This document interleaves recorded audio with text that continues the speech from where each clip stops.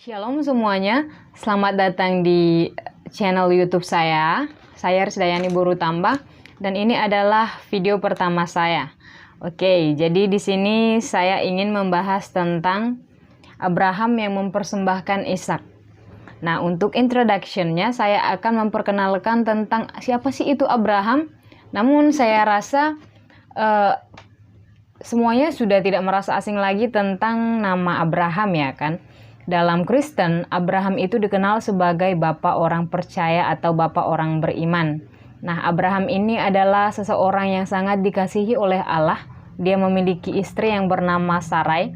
Dan Sarai ini adalah seseorang yang mandul.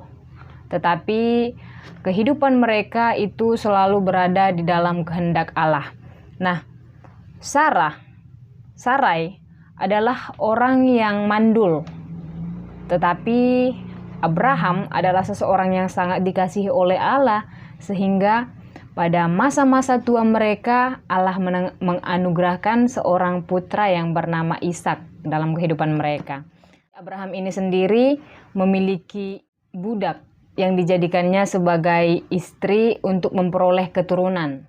Oke, jadi di sini yang akan kita bahas itu yang sering menjadi konflik dalam keagamaan, yaitu tentang Ishak dan Ismail. Konflik yang biasanya kita dengar dan sampai sekarang ini masih menjadi perseteruan tentang siapa sih sebenarnya yang dipersembahkan oleh Abraham kepada Allah pada saat itu. Ada dua sudut pandang yang berbeda tentang persembahan yang diberikan oleh Abraham, yaitu yang pertama dari sudut pandang kekristenan dan yang kedua itu dari sudut pandang agama Muslim. Yang pertama kita akan membahas tentang sudut pandang dari Islam, bahwa Ismail adalah anak Abraham yang dipersembahkan kepada Allah.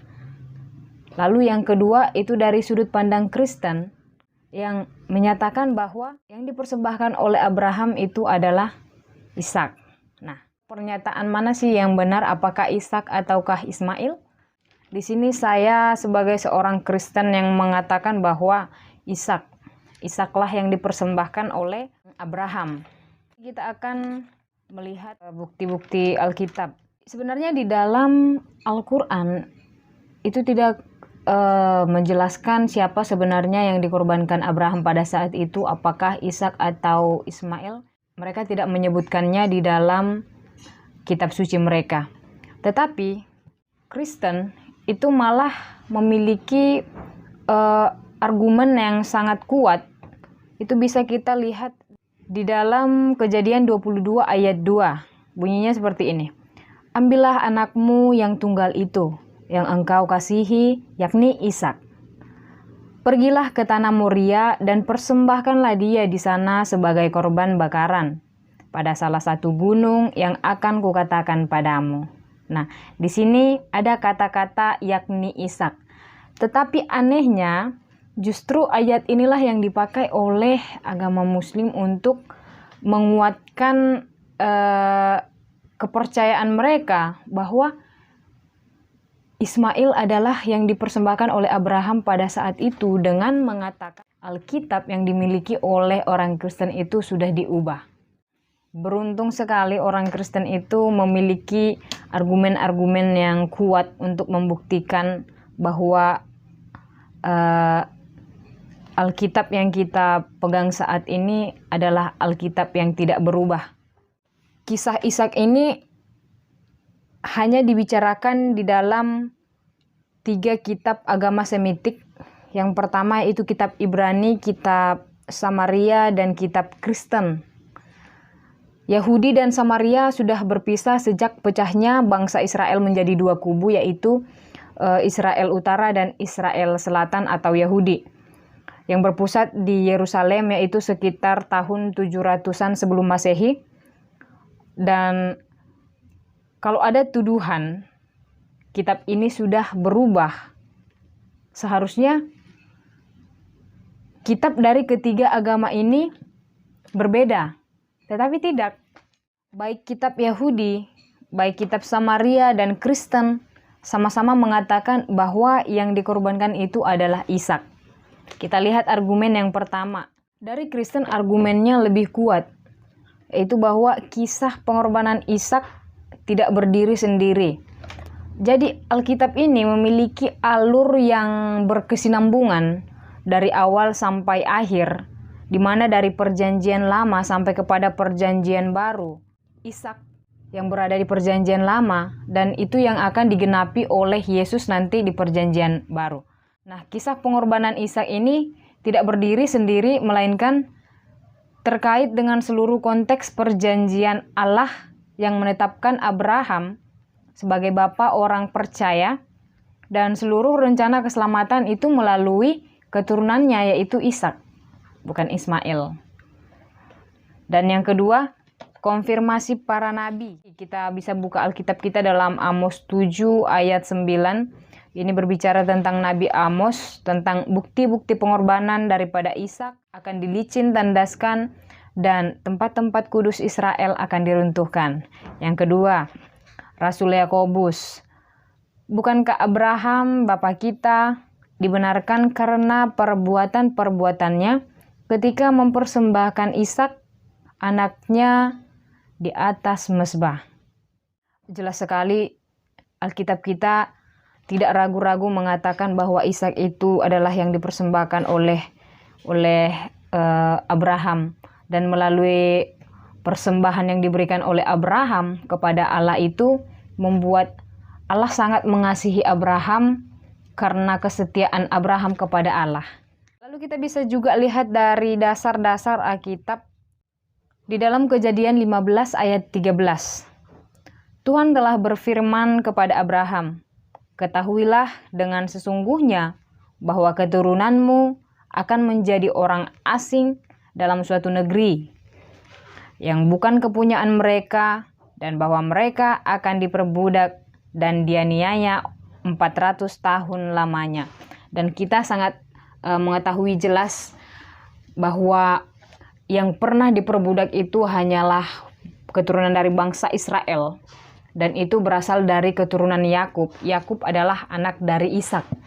Ya, ini kalau saudara-saudara ingat pada kejadian Musa yang membawa bangsa Israel dari perbudakan bangsa Mesir.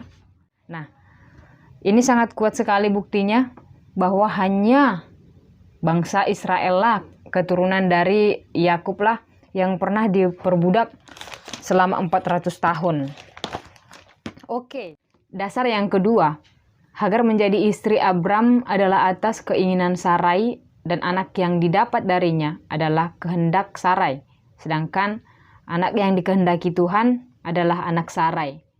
Pada saat itu Sarai itu sudah sangat lama menanti-nantikan seorang keturunan, dia tidak memperoleh. Saudara-saudara pasti tahu bahwa dia meminta Hagar untuk menjadi istri dari Abraham supaya memperoleh keturunan. Dan itu karena Sarai tidak sabar menantikan Ishak yang datang daripada Tuhan, sehingga dia melakukan kehendaknya sendiri. Nah, kita juga tahu ya, oleh karena permintaan daripada si Sarai yang mengatakan Hagar itu menjadi istri daripada Abraham, dia tersiksa. Sebab pada saat itu Hagar langsung memiliki Ismail, dan itulah yang menjadi alasan bagi Hagar untuk menyombongkan dirinya kepada Sarai yang tidak memiliki anak.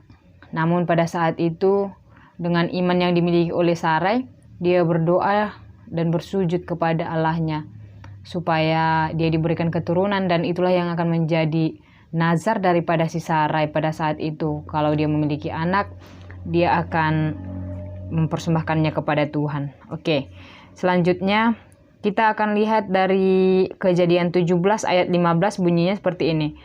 Allah berfirman kepada Abram tentang istrimu Sarai, "Janganlah engkau menyebut dia lagi Sarai, tetapi Sarah, itulah namanya. Aku akan memberkatinya, dan daripadanya juga aku akan memberikan kepadamu seorang anak laki-laki. Bahkan aku akan memberkatinya sehingga ia menjadi ibu bangsa-bangsa. Raja-raja bangsa-bangsa akan lahir daripadanya.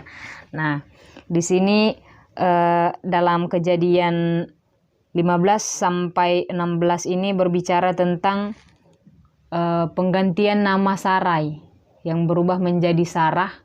Ini adalah salah satu awal mula daripada janji Allah pada saat itu kepada Abraham, bahwa dia akan memperoleh keturunan daripada Allah, dan keturunan itulah yang akan menjadi penerus atau dari keturunan dia inilah akan lahir raja-raja, dan raja-raja itu berasal dari keturunan si Ishak, Raja Daud sampai kepada raja dari segala raja, yaitu Tuhan Yesus kita yang kita sembah saat ini, itu berasal daripada keturunan Ishak, ya. Nah, kita masuk kepada dasar ketiga, Kejadian 17:19.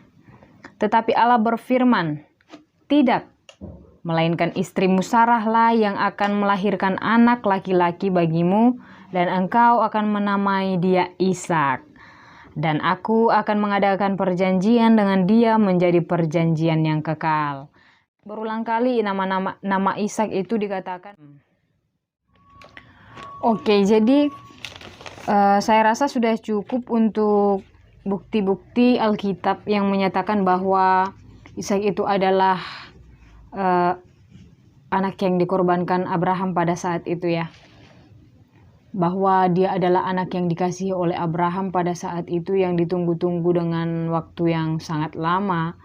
Tetapi Allah berkata kepadanya, "Berikanlah, persembahkanlah dia kepadaku, anak yang engkau kasihi."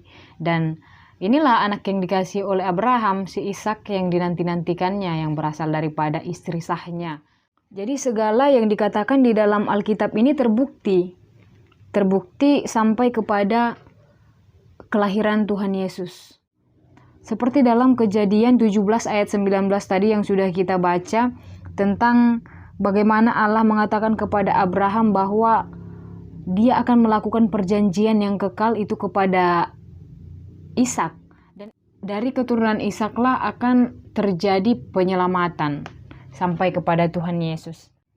Jika kitab ini memang adalah kitab yang sudah dirubah, maka tidak mungkin ceritanya atau alur di dalam Alkitab ini seteratur itu sampai kepada penebusan Tuhan Yesus untuk keselamatan manusia.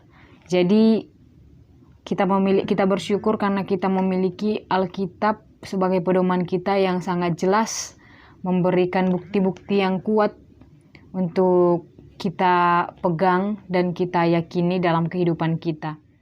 Dan demikian mungkin yang dapat saya berikan pada hari ini, dan mungkin di video-video selanjutnya saya akan membahas lebih luas lagi tentang ayat-ayat ini. Oke, terima kasih buat semua saudara-saudari yang sudah menonton video saya. Sampai berjumpa di video selanjutnya. Tuhan Yesus memberkati. Shalom.